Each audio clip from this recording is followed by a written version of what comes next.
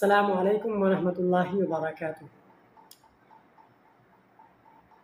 আপনারা যে যেখান থেকে দেখতেছেন আশা করি ইনশাআল্লাহ আমি জানতে পারবো কে কোথায় থেকে দেখতেছেন। আপনারা কমেন্টে জানিয়ে দেবেন।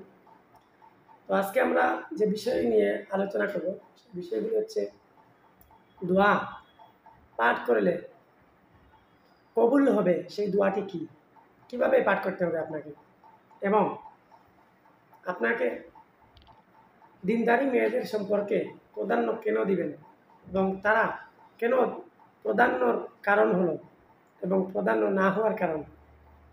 আর যা কিছুই করি বিসমিল্লাহ বলি এবং গীবত ও জিনার চেয়ে মারাত্মক, এই তিনটি বিষয় নিয়ে আজকের এই আলোচনা। তো আপনার দোয়া কবুল হবে ইনশাআল্লাহ।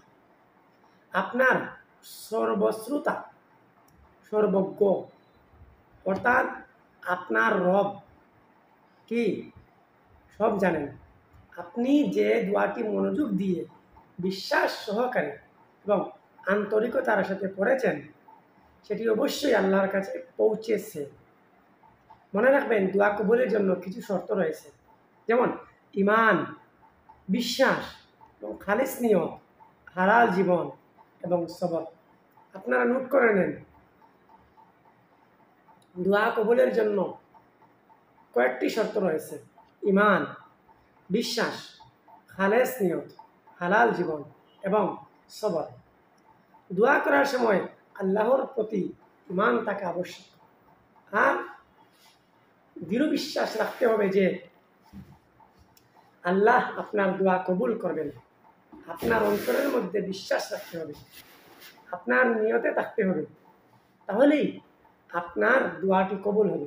আর খালিস নিয়ত তো থাকতেই হবে, অর্থাৎ দুনিয়ার লাভ লুট বা প্রদর্শনের জন্য নয়, বরং আল্লাহর সন্তুষ্টির জন্য দোয়া করতে হবে। হালাল জীবন, হারাম জিনিসপত্র পরিহার করে পবিত্র জীবন যাপন করতে হবে আপনাকে। হ্যাঁ, তারই সাথে সাথে সবর ধরতে হবে। সবর কি? ধৈর্য। দ্রুত ফলাফল আশা না করে ধৈর্য ধরে অপেক্ষা করুন। ইন্নাল্লাহ মা'আস সাবিরিন। এবং আপনি যদি এই শর্তগুলো মেনে চলেন তাহলে আপনার দোয়া কবুল করবেন ইনশাআল্লাহ। আমি কিছু দরকারি বিষয়ও আপনাদেরকে জানিয়ে দিই। সেই বিষয়গুলো হলো, নবী করিম সাল্লাল্লাহু আলাইহি সাল্লামের শেখানো দোয়াগুলো করুন, সেগুলো খুঁজে খুঁজে বের করুন এবং নিজের বাসায় আন্তরিকতার সাথে দোয়া করুন। দুঃখী ও অসহায় অবস্থায় দোয়া করুন। আপনি নিজেকে দোষী এবং অসহায় অবস্থায় আপনি দোয়া করুন এবং জামায়াতে দোয়া করুন, একত্রিত হয়ে দোয়া করুন, অন্যদের জন্য দোয়া করুন, অন্যদের জন্য দোয়া করুন। আমি আশা করি আল্লাহ আপনার সকল দোয়া কবুল করবেন এবং আপনার ইচ্ছা পূর্ণ করবেন। এখন যদি আমরা দিনদারি মেয়েদেরকে প্রাধান্য না দিলে কি ক্ষতিগ্রস্ত হবে সেই বিষয় নিয়ে আলোচনা যায়, তাহলে আপনারা এই ভিডিওটি সম্পূর্ণ মনোযোগ সহকারে দেখবেন। দিনদারি মেয়েদেরকে প্রাধান্য দেওয়া উচিত কিনা তার জটিল একটি প্রশ্ন, যার উত্তর নির্ভর করে আপনার উপর, ব্যক্তিত্বের উপর, মূল্যবোধ ও অভিজ্ঞতার উপর। কিছু লোক যুক্তি দিতে পারেন যে দিনদারি মেয়েদেরকে প্রাধান্য দেওয়া উচিত কারণ। হ্যাঁ, আমি অনুচিত কারণ দেখাবো আপনাদেরকে। তারা নৈতিকভাবে শক্তিশালী, ধর্মীয় বিশ্বাস, নীতিবোধ ও নৈতিকতার বোধ তৈরি করতে পারে, যা সম্পর্কের ক্ষেত্রে গুরুত্বপূর্ণ হতে পারে। তারা পরিবার কেন্দ্রিক ধর্মীয় মূল্যবোধের প্রায়শই শক্তিশালী এবং পারিবারিক বন্ধন এবং সম্প্রদায়ের উপর জোর দেয়। তারা বিশ্বস্ত। ধর্মীয় বিশ্বাস মানুষকে তাদের নীতিবোধ এবং প্রতিশ্রুতির প্রতি প্রতিশ্রুতিবদ্ধ হতে সাহায্য করতে পারে। অন্যান্য যুক্তিও দিতে পারেন যে দিনদারি মেয়েদেরকে প্রাধান্য দেওয়া উচিত নয়। কেন, কোন কারণে উচিত নয়, তারাও সেই কারণগুলো দর্শাতে পারে। আমি সেগুলোও আপনাদেরকে জানিয়ে দিচ্ছি। এটি পক্ষপাত দৃষ্ট হতে পারে। ধর্মের উপর ভিত্তি করে কাউকে প্রাধান্য দেওয়া অন্যদের প্রতি বৈষম্যমূলক হতে পারে, যা একই ধর্ম অনুসরণ করে না। এটি ব্যক্তিগত পছন্দের উপর ভিত্তি করে হওয়া উচিত। ধর্মের চেয়ে ব্যক্তিগত গুণাবলী, মূল্যবোধ এবং আগ্রহের উপর ভিত্তি করে কাউকে বেছে নেওয়া গুরুত্বপূর্ণ। এটি ধর্মীয় বিশ্বাসের উপর ভিত্তি করে অনুমানের দিকে ধাবিত করতে পারে। কারো ধর্মীয় অনুশীলন তাদের ব্যক্তিত্ব বা মূল্যবোধ সম্পর্কে সঠিকভাবে প্রতিফলিত নাও হতে পারে।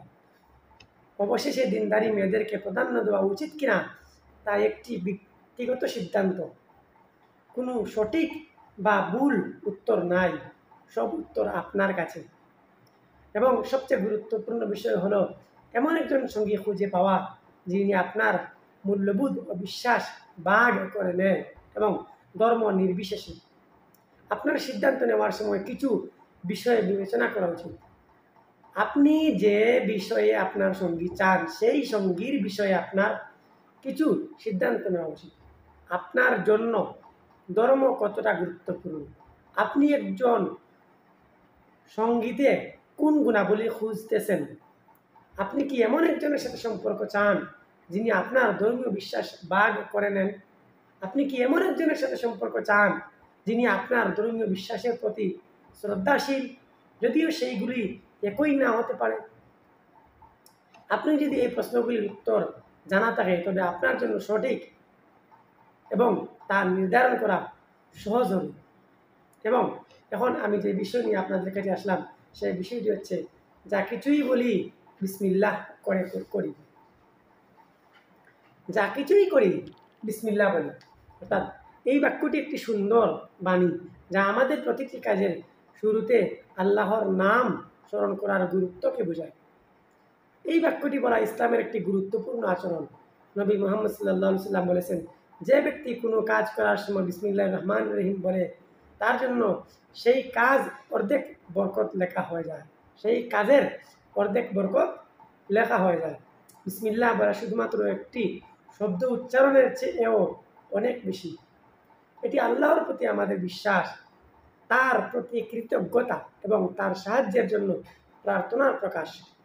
যখন আমরা বিসমিল্লাহ বলি তখন আমরা স্বীকার করি যে আমাদের সকল শক্তি এবং ক্ষমতা আল্লাহর কাছে থেকে আসে এবং তিনি ছাড়া আমরা কিছুই করতে পারি না।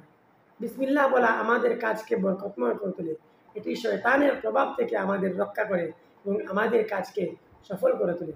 তবে আমাদের উচিত প্রতিটি কাজের শুরুতে বিসমিল্লাহ বলা। এটি একটি সহজ অভ্যাস যা আমাদের জীবনে অনেক বরকত বয়ে আনতে পারে। এখানে কিছু উপায় আপনাদেরকে বলে দিব। আপনি আপনার দৈনন্দিন জীবনে বিসমিল্লাহ বলার অভ্যাস কখন দিয়ে শুরু করবেন? ঘুম থেকে উঠেন বিসমিল্লাহ বলেন, খাওয়ার আগে বিসমিল্লাহ বলেন, পানি পান করার আগে বিসমিল্লাহ বলেন, ঘর থেকে বের হওয়ার সময় বিসমিল্লাহ বলেন, ঘরে ঢোকার সময় বিসমিল্লাহ বলেন, গাড়ি চালানোর সময় বিসমিল্লাহ বলেন, স্টার্ট দেওয়ার সময় বিসমিল্লাহ বলেন, কাজ শুরু করার আগে বিসমিল্লাহ বলেন এবং অধ্যয়ন শুরু করার আগেও বিসমিল্লাহ বলেন, পরীক্ষা দেওয়ার আগেও বিসমিল্লাহ বলেন, সফর শুরু করার আগেও বিসমিল্লাহ বলেন। গুরুত্বপূর্ণ সিদ্ধান্ত নেওয়ার আগে আপনি যখন বিসমিল্লাহ বলবেন তখন মনে রাখবেন যে আপনি শুধুমাত্র বিসমিল্লাহই বলেন নাই, আপনাকে যে সৃষ্টি করেছে তার নাম আপনি স্মরণ করেছেন। এ বলেই আজকের ভিডিওটি এখানেই শেষ করে নিলাম। আসসালামু আলাইকুম ওয়া রাহমাতুল্লাহি ওয়া বারাকাতুহু।